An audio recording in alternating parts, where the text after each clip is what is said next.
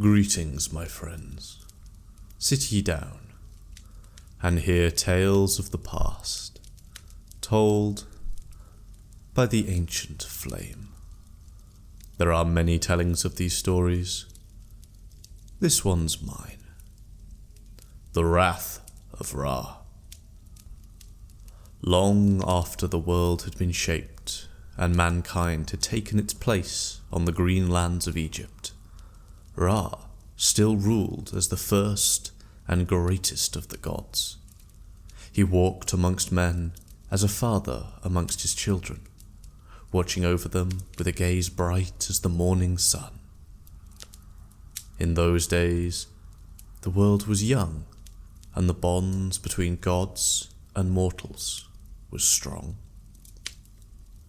But the hearts of man are swift to wander, and as the years passed, pride grew amongst them. They saw Ra aging, and his steps slowed upon the earth.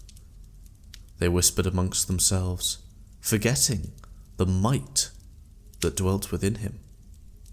He is old, they said. His strength fades. Why should he rule over us still?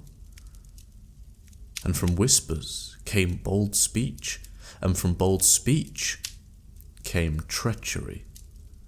For men began to plot against the one who had shaped them. The words of mortals, though spoken in secret, cannot be hidden from a god whose eye sees all things. The murmurs reached Ra and pierced him like a blade. Grief rose in him, an aching sorrow that his own children would dare turn against him. But sorrow soon gave way to anger, deep and consuming, for the heart of a god does not bear betrayal lightly. Ra called upon the gods of his company and spoke with a voice that shook the heavens. My children amongst men have turned against me. They forget the day I shaped them from my own tears. They forget the light I share and the blessings I give. They plot to spill my blood. What shall be done? The gods bowed before him, for none dared speak lightly in such a moment. At last, the first being, Nun, ancient as the waters of creation themselves, lifted her voice. Thy power is eternal, O Ra. If they speak to spill thy blood, show them naught but the same in return. Let thy wrath fall upon those who have forgotten. Send forth an avenger to cleanse the world of this rebellion. Ra heard her words, and his anger hardened. He summoned his daughter, the Eye of the Sun, the luminous and dreadful Hathor. In that moment, she did not appear as the gentle goddess whom mortal praised with love songs. She came forth as Sekhmet, the mighty one, the lioness whose breath is of fire and whose claws tear through armies and whose roars shake the mountains themselves. Ra looked upon her radiance, and his wrath found a shape. Go down to earth, my daughter, he said.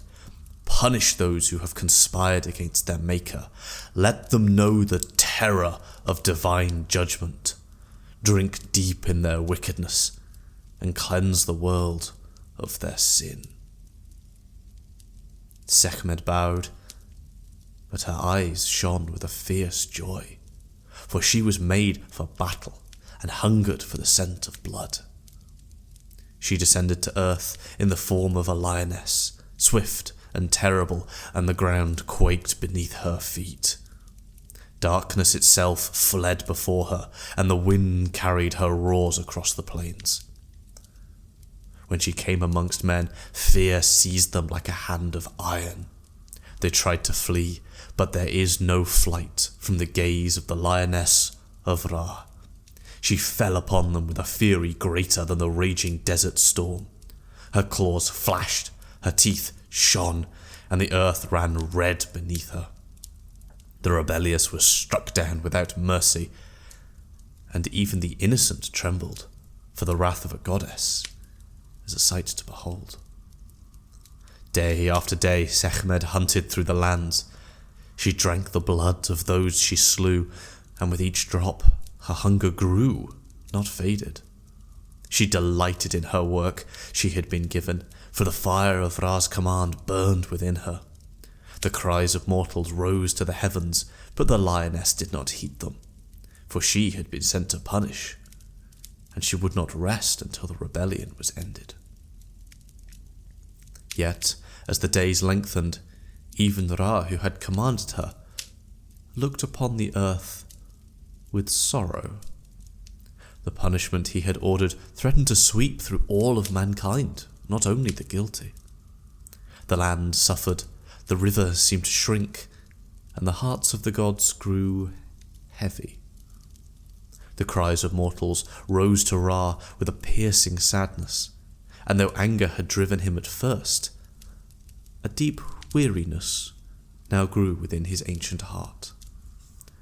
In the stillness of the heavens, Ra spoke to those who followed him. His voice, once thunderous with judgment, had become heavy and dim. He said that the weight of the destruction lay upon him, for he had shaped mankind and watched them grow, and although they had spoken wickedly, they were still his children. He confessed that the vengeance he had sent forth had turned to bitterness in his mouth, and that the sight of Sekhmet's endless fury pained him more deeply than the rebellion of men. The gods looked upon their king with reverence, for never before had he shown such sorrow.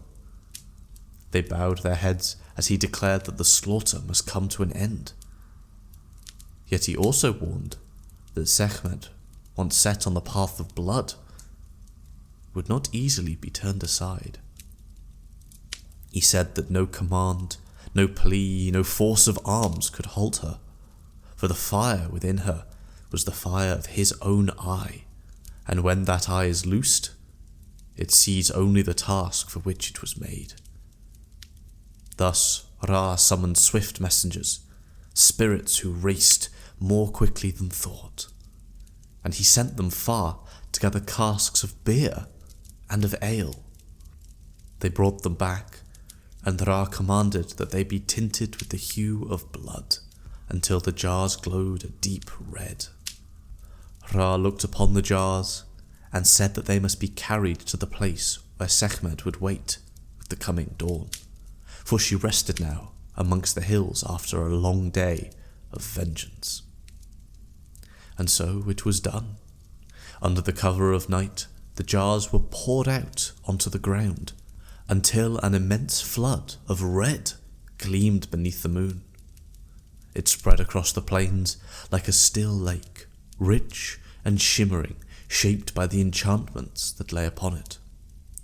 When the first light of morning touched the earth, Sekhmet rose with a roar, still high on the fury of the previous day.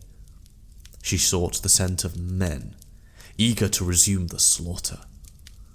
But instead her golden eye fell on the glimmering flood at her feet. She moved closer. The mirror of the scarlet water trembled with the reflection of her own fierce and beautiful face. She saw herself adorned in red, as though the world bowed before her triumph. A mighty pleasure stirred within her, and she bent down to taste the liquid. It was sweet, sweeter than blood, sweeter even than victory. She drank again, and again, and yet again, until her roaring ceased, and her breath grew soft. The storm within her quietened. Her limbs grew wobbly and heavy, and her wild purpose dissolved like dust in water. Ra watched from above. His heart trembled with hope as the goddess swayed where she stood, overcome by the vast quantities of drink. She laughed gently, a sound unlike the harsh cries that echoed along the land. She wandered to and fro, the red flood swirling around her ankles, but she no longer sought the scent of mortal lives. Instead, she was lost in a dream, intoxicated by the sweetness created to soothe her rage. When all was safe, Ra descended and stood before her. He spoke to her not as a warrior to a weapon, but as a father to a beloved child. He called her his beautiful one, and asked that she returned to him. She lifted her head, her eyes softened by the alcohol, and she followed him in peace, stepping away from the land that had trembled beneath her wrath. And so Ra's heart was gentled, and the world was spared.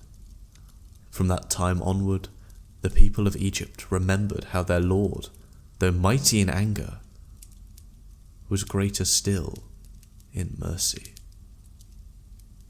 And with that, my friends, I grow weary and bid you good night.